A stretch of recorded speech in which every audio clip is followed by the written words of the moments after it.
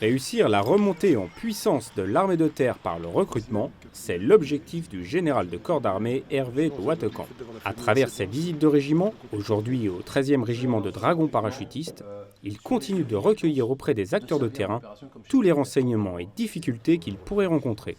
Cet ensemble de données permettra à son équipe la poursuite de la mise en place du modèle au contact. La première année du modèle au contact, c'est cet été, avec déjà le PAM, le plan annuel de mutation, qui va concerner à peu près 80% de la mise en place du modèle au contact, plus, bien sûr, une année exceptionnelle en termes de recrutement. On passe sur un gabarit à peu près d'une classe de 20 000 personnes, officiers, sous-officiers, militaires du rang. Et donc j'ai besoin d'aller sur le terrain pour m'assurer que tout est mis en ordre de marche pour qu'on réussisse cet enjeu majeur.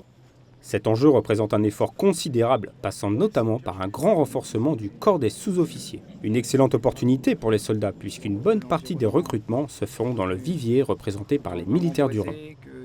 Pour réussir ce challenge, puisque c'est 50% en plus par rapport à 2015, j'ai donné la possibilité d'une ouverture beaucoup plus large des critères pour augmenter le vivier, ce qui va permettre effectivement à beaucoup de jeunes, plus jeunes que l'année dernière et un peu plus âgés que l'année dernière, de pouvoir à nouveau postuler pour un recrutement rang ou semi-direct parmi les sous-officiers.